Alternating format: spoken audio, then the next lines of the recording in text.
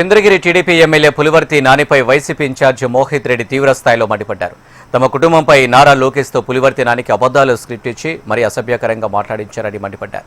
తమ కుటుంబానికి వైఎస్ఆర్ కుటుంబంతో విడదీరాని బంధం ఉందన్నారు మోహిత్ రెడ్డి. టీడీపీ చూపే ఎలాంటి సినిమాకైనా తాము సిద్ధమేనంటూ పులివర్తి నానికి సవాల్ విసిరారు. 2029 ఎన్నికల్లో చంద్రగిరి ప్రజలే తగిన బుద్ధి చెప్తారని హెచ్చరించారు చెవిరెడ్డి మోహిత్ రెడ్డి. పులివర్తి నాని గారు నా మీద మా కుటుంబం మీద ఎంతో అసభ్యకరంగా ఈరోజు ప్రెస్లో మాట్లాడడం జరిగింది.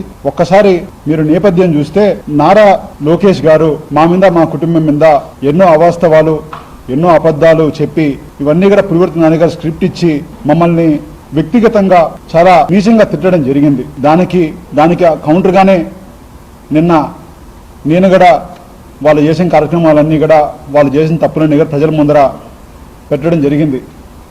కానీ ఈరోజు ఒక శాసనసభ్యులైన పులివర్తి నాని గారు మాటలు చూస్తూ ఉంటే నిజంగానే ఈయన మన శాసనసభ్యుడని చెప్పి ప్రజలు కూడా తల దించుకునే పరిస్థితి.